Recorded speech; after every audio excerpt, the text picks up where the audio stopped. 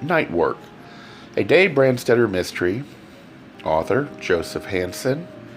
Publisher Open Road Integrated Media. Narrator Eric Aust. Chapter 17. After he had delivered the film to Salazar along with his clumsily typed report of last night's watch, bearing his own fingerprints and bacon grease, because he had been too hungry to forego breakfast and in too much of a rush not to work while he ate. After he had delivered these, he didn't wait around. The Jaguar was ready. The agency had telephoned just as he was going out the door of the back building in Horseshoe Canyon, or trying to go out the door, hobbled by Melville's giggling little brothers clinging to his legs. From the sheriff's, he drove out the Santa Monica Freeway to Beverly Hills, the junkyard car developing croup as the wet miles passed.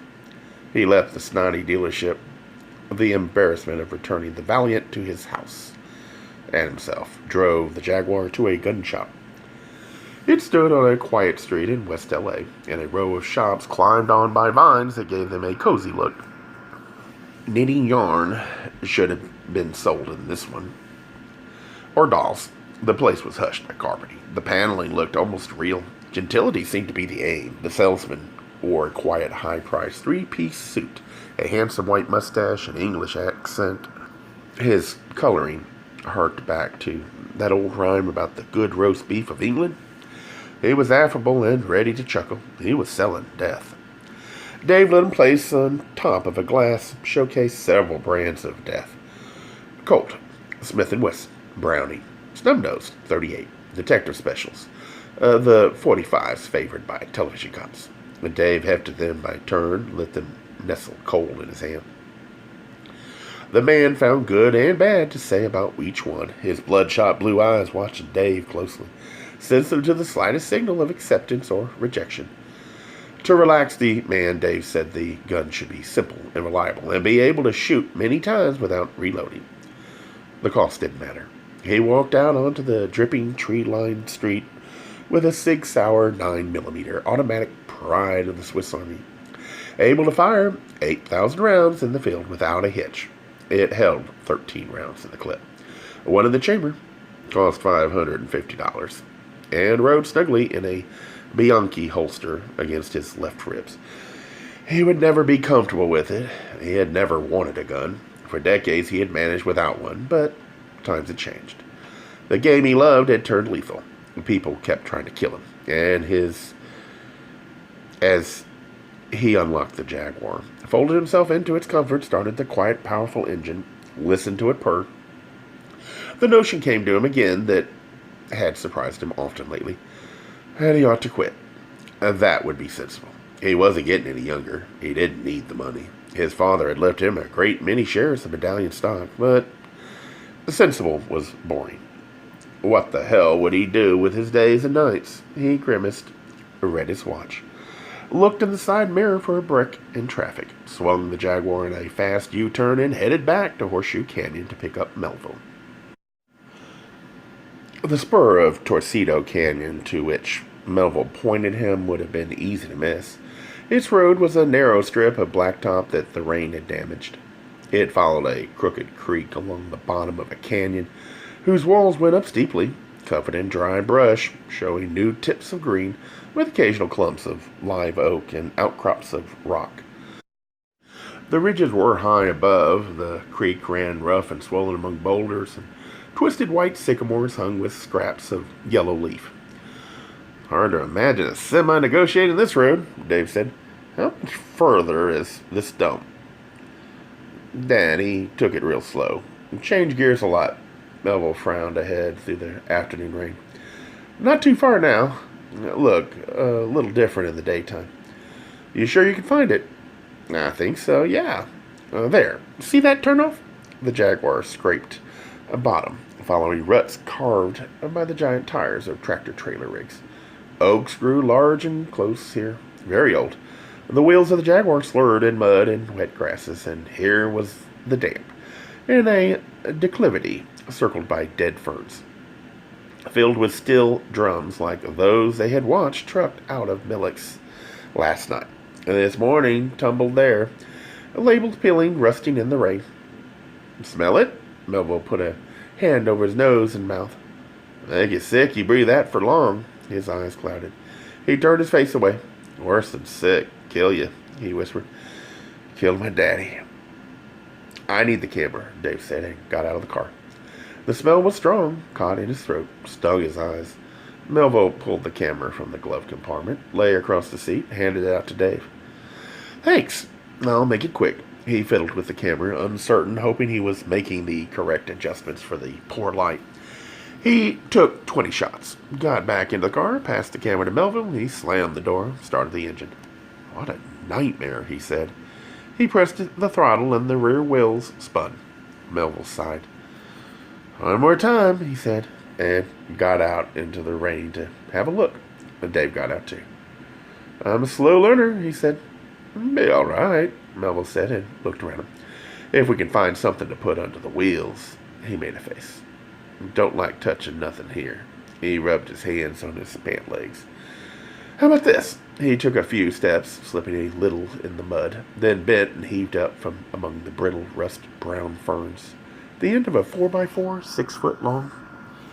He wrestled it loose from creepers that had gripped it.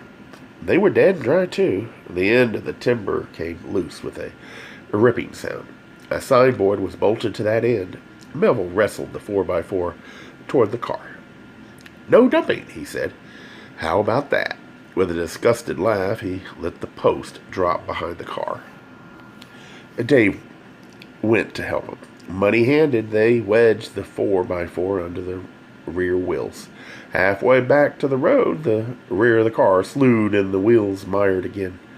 They hiked back for the post, and small print across the bottom of the sign were numerals from a county ordinance book, and below that, Torcito Canyon Homeowners Association. Back in the car, inching it wearily along the muddy ruts, Dave said, "No homeowners in this part of the canyon." Up there, Melville sat forward on the seat, peering upward through the glass. One looked new to me. It hung 200 feet above them on the brushy canyon wall, all alone. Raw cedar and tall glass, sharp roof angles. Decks thrusting out like bony wings. Tall pin oaks grew around the house. It looked beautiful in the sifting rain. A picture for an architecture magazine. But there was something desolate about it. Dave checked his watch. No time to go up there. Salazar expected him at 4. He'd be late as it was. The Jaguar lurched heavily onto the potholed blacktop of the trail. He drove it as fast as he dared, the tires spraying water at places where the creek overflowed onto the pavement. He skidded at the boulevard stop where the Spur Canyon opened on Torcito Canyon Road. The Spur Canyon had a name. Concho. Darkness was coming early again. The shift was changing. Men were leaving the squad room in dry raincoats. Men in damp raincoats were coming on duty. They brought whiffs with them of the moist air of the streets, the smell of rain on sidewalks. Phones rang. Voices spoke, laughed, swore. Typewriters rattled from outside above the steady growl of home-going traffic. Sirens wailed and faded. "Who led you into this?" Salazar looked and sounded pained. His hand slapped a stack of papers in front of him. "Do you realize how big this is? And how nasty?" Dave blinked at him. Salazar said, "What took you in? And I don't mean the Myers matter." "An informant."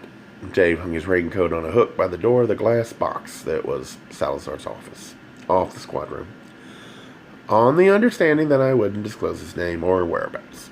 He sat down facing Salazar across the desk. "The pictures came out then." "The pictures are lousy. You can't take telephoto pictures without a tripod. Handheld is too jittery." Sourly, Salazar passed the pictures across. They looked as if they had been taken at night in the rain. But he got one that wasn't too bad, even with the hat.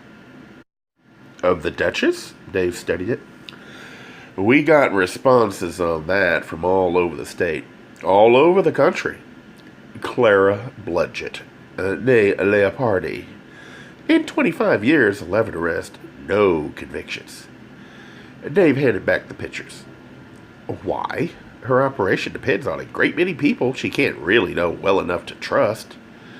She doesn't trust them. She scares them. She ever blow anybody up before? Dave said. Maybe. Salazar thumbed through the papers. Your license number didn't lead us anywhere. Belongs to her car, joked years ago. Owner, no connection. Dave laughed wryly. My witness thought the owner would be dead. Salazar said, Sounds like he knows her. Don't feel bad. Even if we located her and took her to trial, nobody would testify against her. They got a witness once in, where? Florida, Texas, I forget. He scowled at the paper, sat back, gave his head a dismissive shake. Doesn't matter. They registered him under a false name in a motel. Officers around the clock, eating with him, sleeping with him. They didn't go to the bathroom with him. Somebody shot him through the bathroom window, but mostly by the time law enforcement gets a line on a witness, the poor bastard's already dead. Accident, suicide, you know. Dave reached across and touched the papers. And all of that, did you run across an associate of hers, a hitman, maybe named Smithers? Using that name, that alias? I spent the whole day with this file. Salazar found a flat box on his desk, lit a dun brown cigarette. I'd have noticed that. He pushed the papers around for a minute, regarded Dave through blue smoke. Smithers? Smith? That's a dumb alias. Dave lit a cigarette of his own. So you're saying I wasted a night and risked pneumonia for nothing? She can't be touched. You get this witness of yours to drive a truck there, get an assignment from the Duchess, the signs, the warning stickers, the phony documents, the trailer full of chemicals, and bring them all to us. And she already wants him dead, Dave said. His mother's been shot. I sent Amanda down there. The woman told her it was Smithers, San Diego County's. Got deputies in the hospital now guarding her. Salazar went straight on. And even then, we'd haul fat Clara in. She'd have a high-powered lawyer with her, be out on the street in an hour. And when it came to trial, in a couple of years, there'd be 10 witnesses that she wasn't even there. Nobody at the truck stop would talk. Who wants to end his life wrapped up in razor wire? As for the company that shipped the stuff, maybe they'd get fined a few $1,000 for illegal dumping, and they'd be right back at it the next week. My witness heard Paul Myers say he was going to expose the Duchess. Dave stretched to use the ashtray. You know what happened? Myers' wife was beaten up. And when that didn't work, Myers was killed. Salazar swiveled in his chair to gaze at the rain running down his window. The witness, Dave. Give me back my report. Dave rose wearily. And the pictures. I'll turn them over to the grand jury. I'll testify to the grand jury. Salazar swiveled around and gazed up at Dave with pity. They'll jail you for refusing to divulge your source. And if you get out of jail alive, you'll turn the ignition key to start your car and blam. Instant cremation. No waiting. He slipped the envelope of photographs from the stack of papers, along with Dave's tight pages, fastened with a paperclip. Here you go. He passed them over. But don't do it. It's not worth it. It might save some lives, Dave said. This is going on all over the country. It's been going on for decades. They make more and more laws against it, federal, state, local. Talk about it, write about it, but it just gets worse. He went for his coat. The air is poisoned. Ponds, rivers, lakes, whole oceans, the water under the land. The land itself, farms, the animals on the farms, people, whole towns have to be abandoned. Somebody has to stop it. He shrugged into the coat. Salazar came to take down his own coat. Did you see that picket line out at the Foothill Springs dump? They had it on TV. He put his coat on.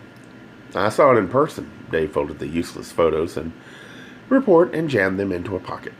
Yeah, well, Salazar said, it will be them that stop it. Dave, not you. Not the grand jury. The grand jury has been promising a report for months. It never comes. Salazar opened his door. The noises of the large room, telephones, typewriters, voices were suddenly loud again. He led the way between busy desks. Why don't you forget it and do something you can do? Sign the papers on the Myers case and get the widow her check. He opened another door and and they were in a bright hallway. Whoever killed him, the Duchess or Silencio or Kilgore, he's just as dead, and she can use the money. She's got kids. Also a sick old father. And Dave said, "Damn it. I wish the man hadn't been hauling dangerous cargo on that 2-year conditional clause. Pinnacle won't pay her dime." The truck was empty. Salazar pushed a wall button to bring an elevator. "Why isn't that enough for them?" "You don't have to tell them everything you know." The elevator doors opened. 2 uniformed women stepped out. Salazar stepped in, waited for Dave, pushed a button. The door slid shut. The elevator moved. "You don't really know much, the way I see it. Not that you could prove." Dave smiled bleakly. "I've made a lot of trouble for a lot of people. It would be pretty sad if it all added up to nothing." "You're not going to quit, right?" Salazar said. "I guess I don't know how," Dave said. Gay Mysteries audiobooks. I think it is easy to hate a label, but a face humanizes the word. So this effort is twofold: to offer comfort to those like myself that your world didn't end because you don't fit into the view of acceptable society on both sides, and in hopes of helping those with family that are LGBTQ, that it doesn't mean we are aliens from the child they once knew. Reassure them so they can maybe be supportive at the same time, being true to their values.